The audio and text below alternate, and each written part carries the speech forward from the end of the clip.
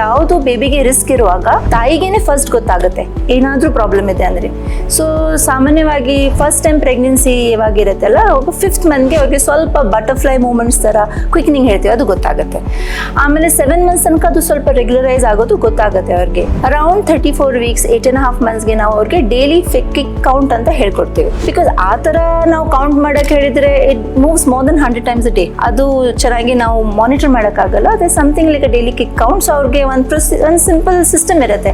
Morning, afternoon, dinner, lunch ಆದ್ಮೇಲೆ ಅದು ಒಂದು ಕೌಂಟ್ ಮಾಡಕ್ ಹೇಳ್ತೀವಿ. So she will know day to day ಎಷ್ಟಾಗ್ತಾ ಇದೆ. So mother will know the first thing. ಏನಾದ್ರು ಮೂವ್ಮೆಂಟ್ ಕಡಿಮೆ ಇದ್ರೆ ಅಥವಾ ಬೆಳಗಿಂದ ಮಧ್ಯಾಹ್ನ ಮೂವ್ಮೆಂಟ್ ಆಗಿಲ್ಲ ಅಂದ್ರೆ ಬನ್ನಿ, ಡೋಂಟ್ ವೇಟ್, ಅಥವಾ ರಾತ್ರಿ ಇದೆ ಆ ಥರ. So as the date comes ನಾವು ಹೇಳ್ತೀವಿ. And it is very very good. ಏನಾದರೂ ಆಗೋದಿದ್ರೆ 24 hours to 48 hours ಮುಂಚೆನೆ ಮೂವ್ಮೆಂಟ್ಸ್ ಕಡಿಮೆ ಆಗುತ್ತೆ.